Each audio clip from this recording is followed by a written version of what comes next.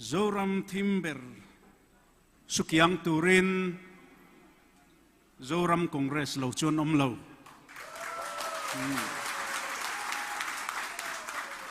Who Chairman President Block 1 Congress Committee Pulal Mingtanga MPCC Treasurer Dr. Lalnunmawia South Tuipui MLA ni Maitur pu si Laldin Chuaungo Aizol atranga MPCC Ruaitu le member Katho Puite LDCC Ruaitu te le South Tuipui Block 1 True le 3A kan Ruaitu te le member te Chibai kabuk chewa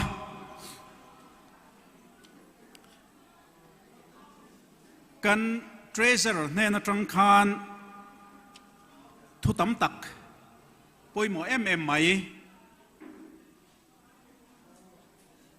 kan ram kan nam le kan sa kho him na tur atan thil trangkai ron soi to a kha kan thual vele zeu ka duwa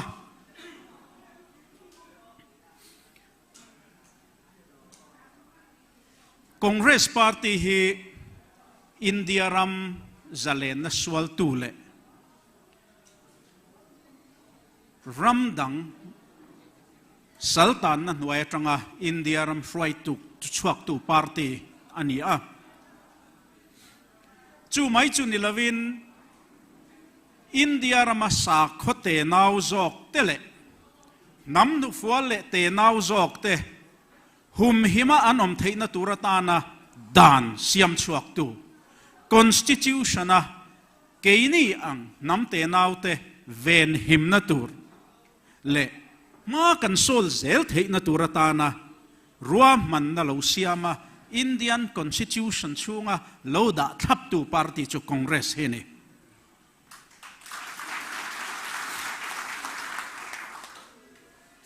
kum sang ka chakwa som riat velbor kum somli or kalta a political party lo piang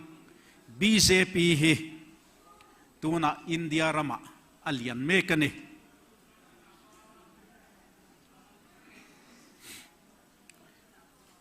athang chak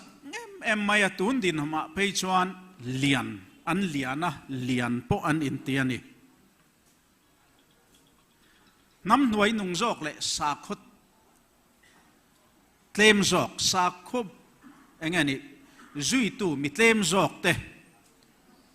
religious minorities anti Christian te Muslim le e sa khodang bedu te Hindu sa khwa a an senglu theilo ho betu te nek chep na konga ma an la mekani tuna hian uniform civil code te anronti a keini ho in kandu lo tian thria mi pui ten kandu lo tian thria ne athoi dam na tur le an thurwal pui MNF te engani convince nan MNF MP te na an vote pui thei turin North East tribal area chuan man veni lawang ten hanti a ma se uniform civil code helaya mang ve man veni lawang tiringot ma sela kan Christian unaute helai pona omte kha engtin nge ni ta ang India rama chuan Congress sarkarin Christian Marriage Act te mi lo siam saktoni central sarkara khang te kan manga kan pastor te na nupa pathian riat puya nupa a an siam kutan suitir te khang certificate an pek te sarkarin legal document valid document ko ta po document puitling document read ta ka an ngai te kha an ron triat don ti na ni ta a achan chu uniform civil code ani chuan keima ni puala keima ni sakhobil a thil kan lo man to te ten mizo te ang nam danglam nam special customary laws le customary practice nam takkan nei te khang te kha din mun der thong taka an ron tin dir don ti na ni chu wangin tu na mizo mi puiten kan du lo kan ko hran ten an du lo uniform civil code hi tu na MNF hi chuan vote pui lian tu mang ti hi a chiang reng CCA po an vote pui mai tho kan du lo kan ti chung khan tu na po hian hetiang ti thei din mona ding an ni tin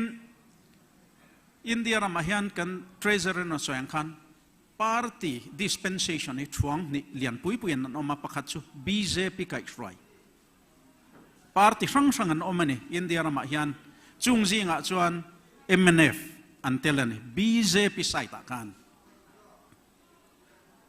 tin BJP mo National Democratic Alliance anti a telve chak telve tum a phusek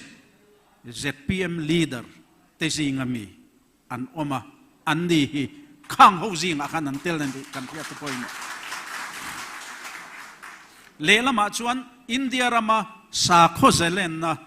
vong hima hum him du tu le nam tlem zok te hum him du tu party Congress party le athurual puite an omani chu wangin Mizoram hian tuna hian party lian deuh lek pathum kan om sarkar na siam kan in beisei tlang ani kan in beisei tlang ti ila kan soisual lawanga in ring lo ma sela in beisei an omani khang zinga pathum kan nia pani te hi chu BJP lam hoi an nia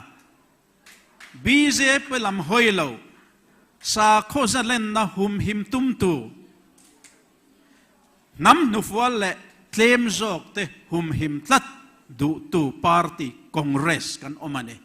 chu wangin Mizoram mi puite hian du than tur kan nei BJP le athurwal puite nge tun kumin kun than lo tura hian sarkar na kan siam tir dona sa khozalen na hum him tu le nam tlem le nufual zok te mason na tur ngai tua hum him tu party Congress kan than don ti hi kan ril ruwa kan ngai tua ngai chu kan ngai tua na pakhata lo umro se a pakhat le a chuan rural na dikle tra sarkar dikle tra rural na dikle tra hi mi zong in kan du vek a chan chu ram mason na thlen thei tu le mi puite mason na thlen thei tu mi puitan zalen na kan nei thei na turata na thil poi mo chu sarkar tra rural na dikle rural na tra ani chumi din thei tur chuan apoi mo masabera chu chief minister ni state level a chuan country vek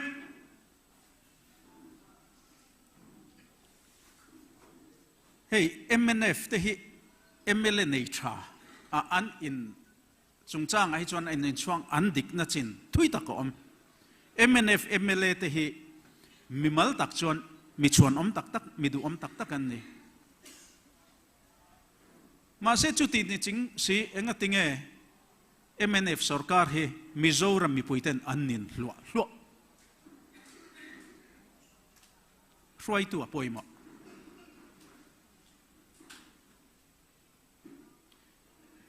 kanen du na tu ra chuan roi tu tha chu eng ang mi nge ni thu dik chan ve emo thu dik mu mal lo fin fia lei thei si lawa mi puite bol vak ching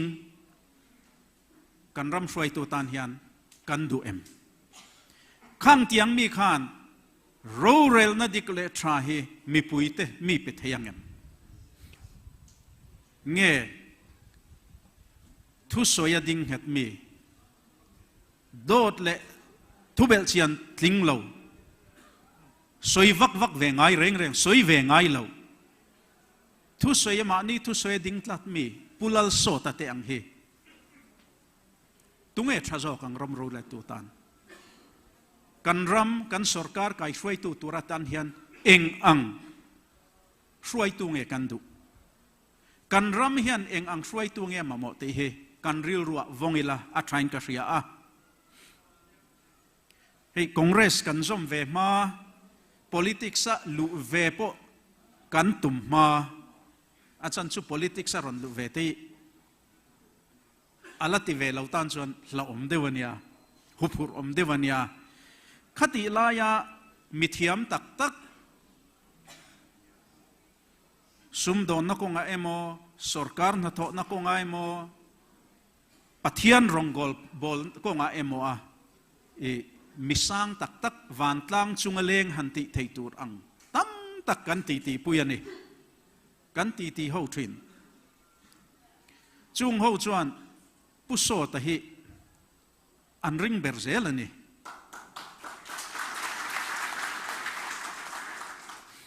then khat pe chuanin puso ta chu engani English takin he is the right man in the wrong party antiani omzia chu ama hi chu thama se om na party hi afu lawani tito kan omani ma se khatiang soitu te khachu kum to pa hian lo en chia ro e kan lo soi sualani anti ang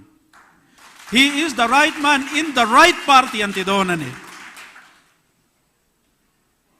ani nge ya hi party a om na tur taka alo omani anti ang chuwangin chumi tur tan chuan keini po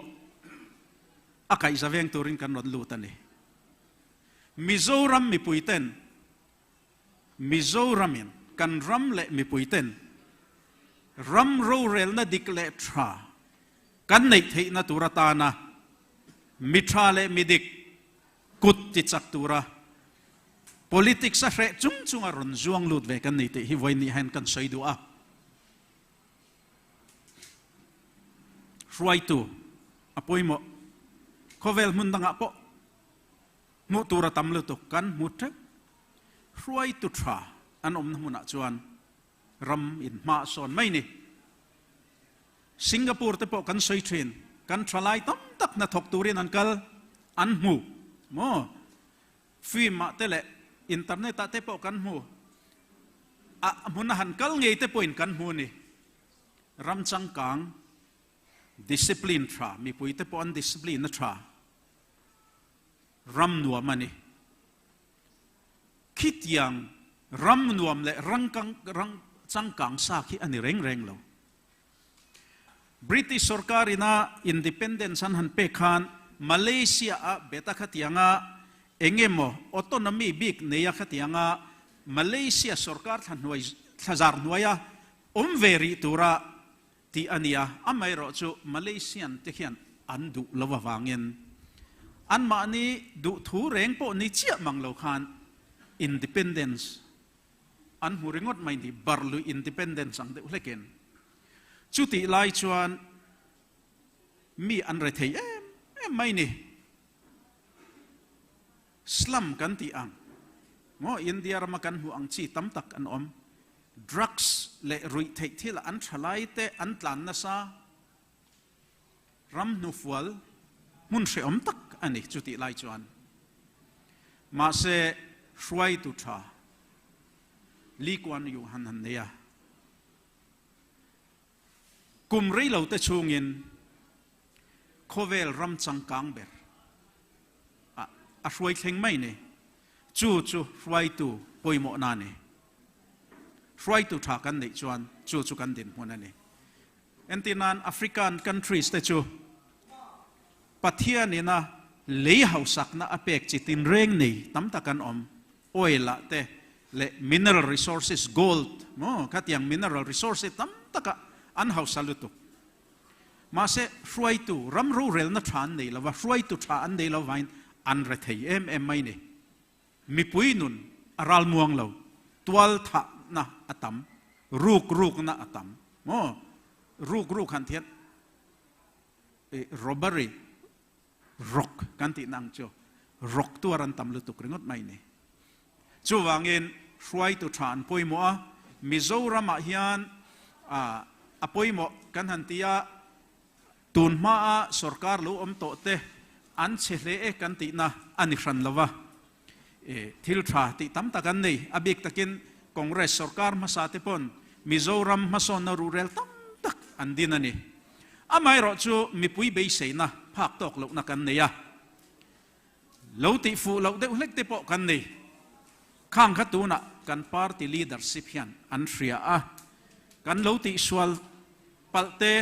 กันเราติฟูตกเราเตะค่ะติชุนลมเซลกันหูตูเต็นอันตุ้มโตละวันนี้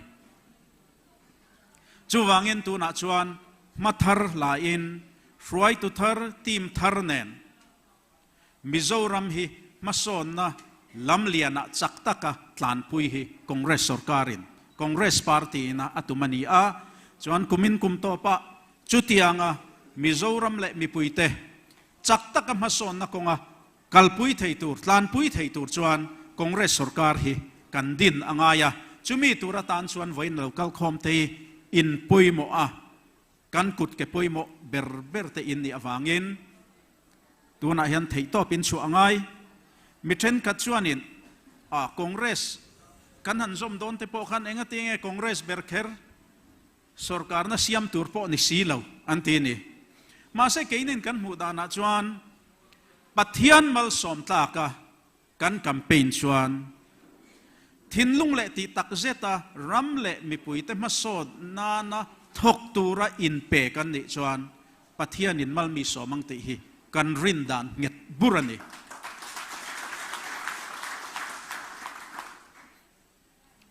ชูวางเงินเกนี่ชวนินปัทยันรอนจุงปัทยันทริจุงแคมเปญเตพอยกัลปุยกันดู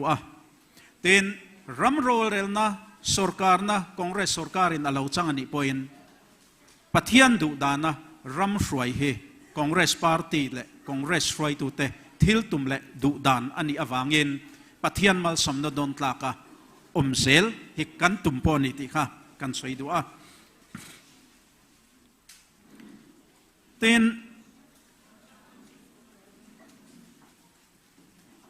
ขัดยังรัมเละมีปุยเต็นมาสอนนัตักมาสอนนัตวันสิงกันในเทคนัตุรตานะทิลปุยหมดตั้มตะกอมันนี่จุงซิงชวนตัวนักกันทิลในเมกเตอัตราโจกหันตัวทาร์ไงตั้มตะกอมตินทิลทาร์กันติตูร์ปอตั้มตะกอมันนี่จุงจักตะกะสรการนักกันเหลาเจลอันนี้ชวนกันกัลเทนัตุรตานชวน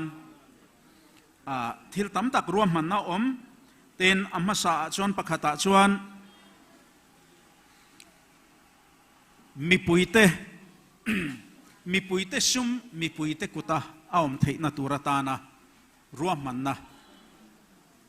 อันนี้ชุนคองเกรสพาร์ตี้เฮนี่จูมีเสียจูขัดยังมีปุยเตซุมมีปุยเตกุตาอาลุเทดานตุระชวน Village Council Reform Village Level ตรังเงินตรันอ่างไงอันนี้ที่ฮีกันมุดานเละกันปมดานอันนี้ชูวางเงิน Village Council ฮีกันเสียมดังละมังกัน Reform มังทุนในนัสังจอกเละหมกพูดนัสังจอก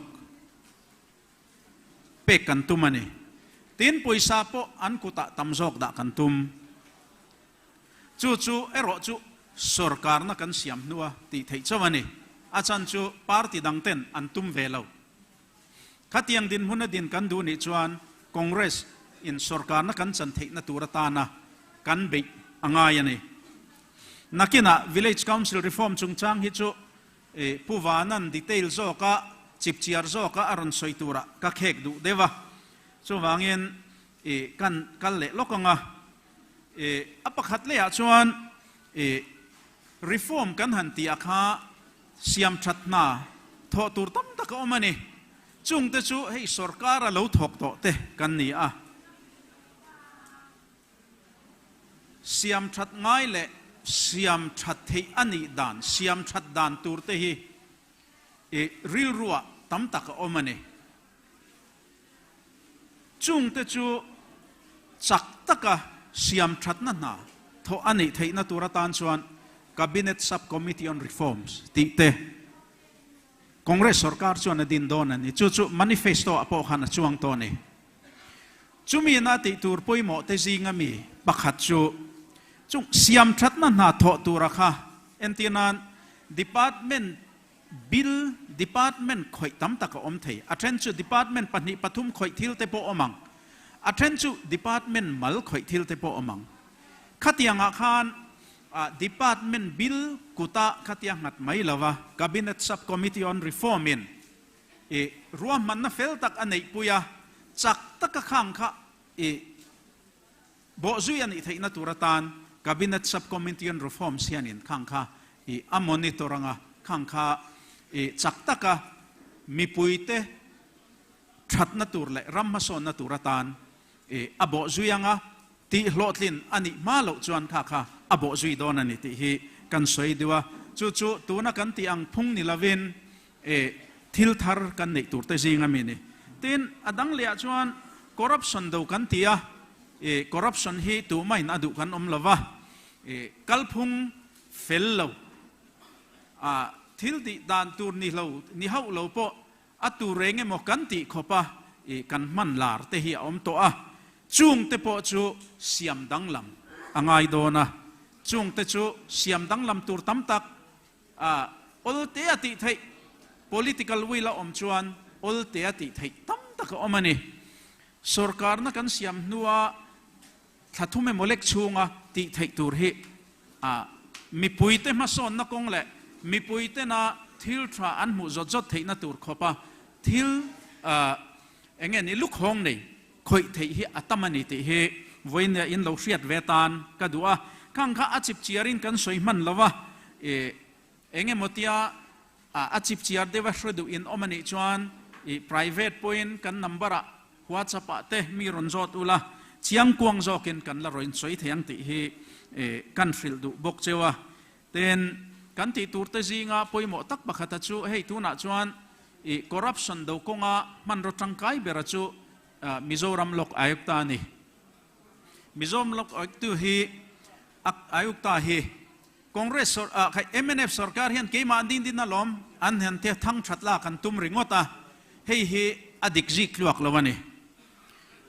pulal than hola chief minister ni lai khan tuna kan lok ayukta chairperson hi lok ayukta chairperson tana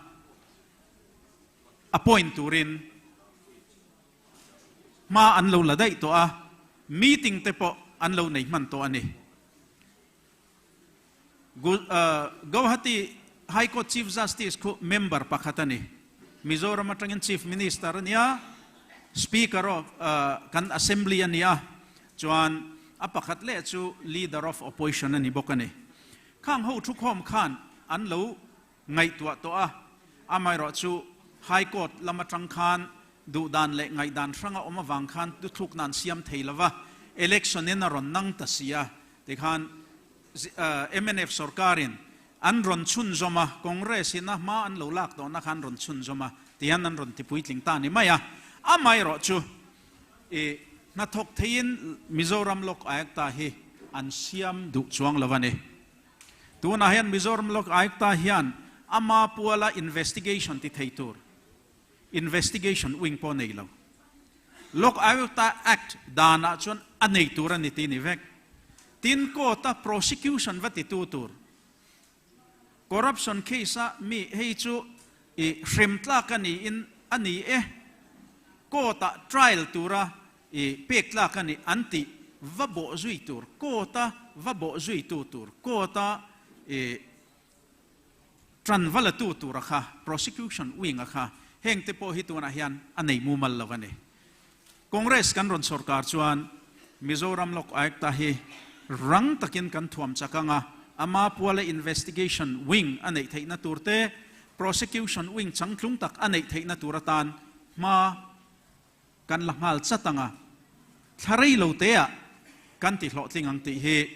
congress party manifesto zinga telani ten chu mai ba ka chuan hey tuna chuan CBI lok ayok ta hian investigation wing anei lova ati thei chu ACB va request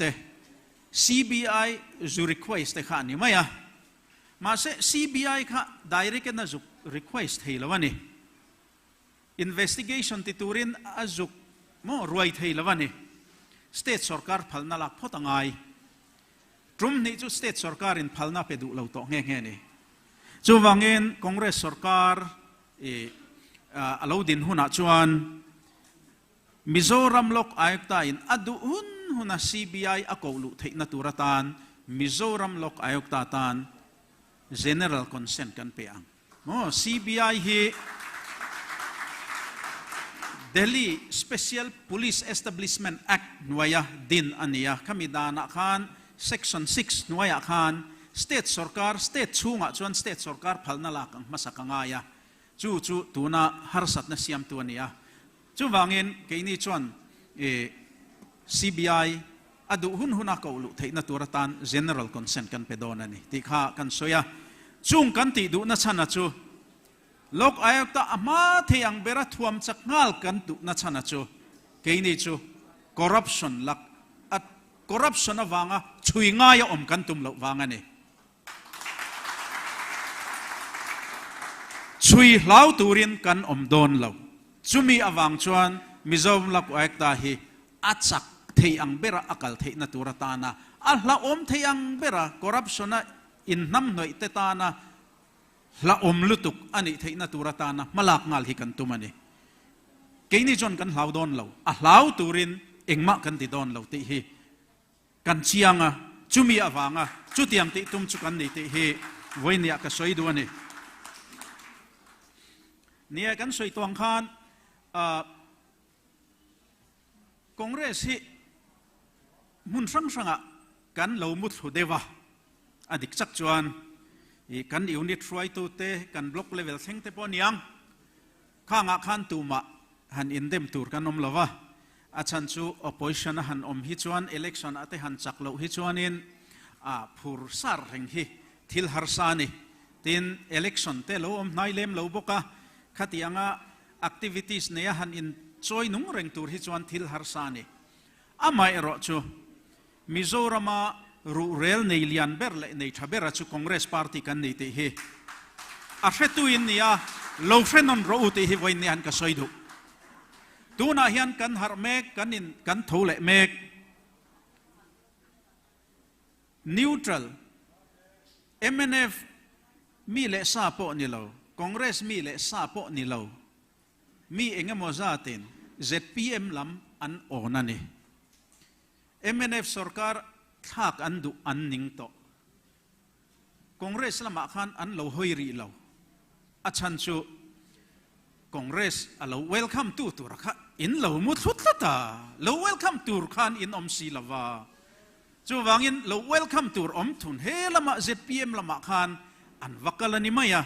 tuna chuan lo welcome to tur kan om to lo welcome to tur in om to chu wangin kan in cho tho thar angaya chuan tui lem lawa an ni hi kan ring vak lo be se nak chu kan nei vak chuang lo ma se an ni hi han en sin vela ti ho wa congress lama kan ko kir le angai neutral vote mi vote train congress sarkar na mi siam ti train tu te kha keima ni lama kan ko kir le angai chumi tur chuan lungrual taka taimata ka thei top kan tho awangai achan chu keima ni le keima ni zinga kan in hnial boi chuan sarkar na kan changdon lo ram rural na tha din tur zinga kan tel thei don lo chu wangin thei top chua ila Mizoram ta na rongbol turin kei pian thar le ngu ti hi kan som du chewa chu sarkar na siam mai ni lo atira kan soi to angkhan kan ram kan nam him na tur le dam na tur kan sa ko him na tur ta na thil poimo ani kan lalpa iso Krista chuan khovel zong zong kal ula thil siam zong zong ne na chan chin thra ril ro atiani chu chu anung zui tu te na kan mo phurna ni kan mo phurna ni ang takin thahnim kan ngai tlang ani ko hran tin te hianin ram thim kan vei ram thar kan vei ring lo mi te iso Krista nung zui tu ni ve turin kan duan na satakin kan bei tho lom te po na satakin kan thoni ram thima mission field ta kan chuak ve thei chia lo ni point tho lom mangin na satakin na kan thokani khang te khan om se nei zo ka result anei thei na tura tan chuan congress se kan tun din ngai India rama congress aron tho le angai sa khozalen na hum him tu sarkar Delhi a omle angai chumi tur chuan Mizoram hian keinin bulkan than angai ani Mizoram chuan mihring kan tlema kan state atea MP Lok Sabha le Rajya Sabha pakhat ve ve chau kan ne engwa kan wa anglo enge ni omzia kan nei tham do na mi in ti mai thea omzia kan nei tham te hi in fiat ka du state puitling pakhat kan ni Mizoram Congress sarkar adin chuan India ram hun danga nasatakin khakhan enga chwa don impact lian lutuk anei don ani chuwangin helaya Congress sarkar kan lodin ve hian India ram hun zau zok thlengin kongro lian lutuk asudon chu chuan pathian rong kan bol na konga po ram thim kan vea ring lo mi te ring tu a kan siam na konga po a kongro lian lutuk sutu ni ti hi kan thret ring e a thain ka ria a e keini chuan ni chen kan soyang khan pathian mal som tla ka kan campaign po ti kan tum pathian mal som tla ka